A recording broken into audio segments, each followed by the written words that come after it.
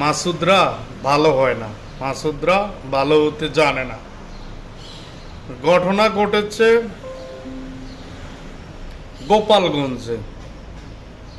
সমাবেশ ছিল এনসিপি, আক্রমণ করেছে ছাত্রলীগ। এটার সাথে নির্বাচন এই মুহূর্তে হওয়া না হওয়া, নির্বাচনের বাকি এখনো বলতে গেলে 10 মাস। এটার সাথে নির্বাচনের কি সম্পর্ক এটা ঠিক বুঝলাম না।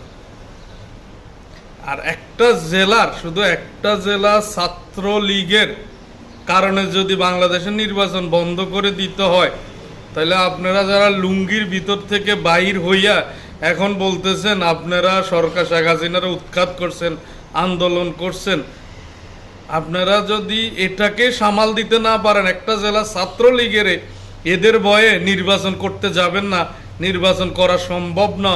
এই মুহূর্তে নির্বাচন করলে গোপালগঞ্জের লোকজন আসে আপনাদের সবাইরে মেরে ফেলবে। মাসুদ ভাইয়া, তুমি কবে বালা হইবা? সব কিছু লই পাত্রামি চলে না।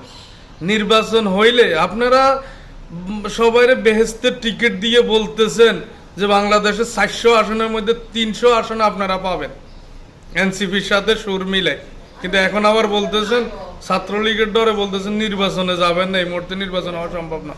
আসলে আপনারা কবে ভালো হবেন? আপনাদের মূল লক্ষ্য কি? কারণ নির্বাচন হইলে এখন যে প্রশাসন লুটিপাটি খাইতেছেন এটা পারবেন না। এই তো মাসুদ ভাই পের পাপরে ভালো হন। মাসুদ ভাই, যে মাসুদের নামে যে বদনাম ওবায়দুল কাদের দিয়ে গেছে এটার থেকে একটু বাইর হন। সকালে এক কথা, বিকালে এক কথা, রাইতে এক কথা, এগুলা বন্ধ করেন। বাংলাদেশ জিন্দাবাদ।